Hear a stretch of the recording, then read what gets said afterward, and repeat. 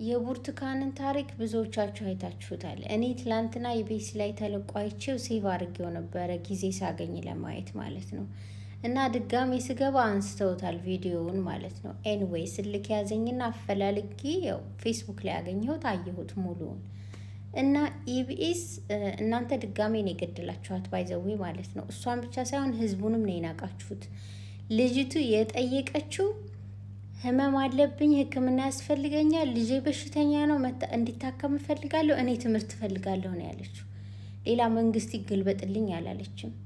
ለምን ድምጿን ማፈን ፈለጋችሁ? ጩኸት እንደሚያስነሳ ስላወቃችሁ። በዛ ላይ ደግሞ ኢንተርቪው ላይ ለምንድን ዩኒቨርሲቲውን ከት አረጋችሁት? የዩኒቨርሲቲው ስም ለምን አልተጠቀሰም? ላይክ አንድ ዩኒቨርሲቲ የራሱ ተማሪ ኦሎፈሰደን ታግታ ተወስዳ ብዙ ጉዳት ደርሶባት ተመልሳ ዩኒቨርሲቲው ጋር ስትመጣ ማሳከም እስከ መጨረሻው መከታተል ለምን አልቻለም? ለምን ካቅማቸው በላይ ሆነ? እንዴት ካቅማቸው በላይ ሊሆን ይችላል?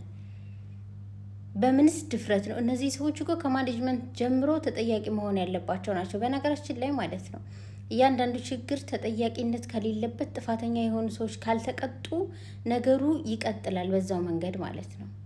እያንዳንዱ ዩኒቨርሲቲ ማኔጅመንት እኮ ኃላፊነት አለበት። ሪስፖንሲቢሊቲ ወስደው ነው የሚሰሩት። ይሄ እንዳይጠየቅ ህዝቡ እንዳይጮህ ድምጿን ማፈናችሁ ነው። ድጋሜ ነው የገደላችኋት። እሷን ብቻ ሳይሆን እኛንም ነው የናቃችሁት ማለት ነው።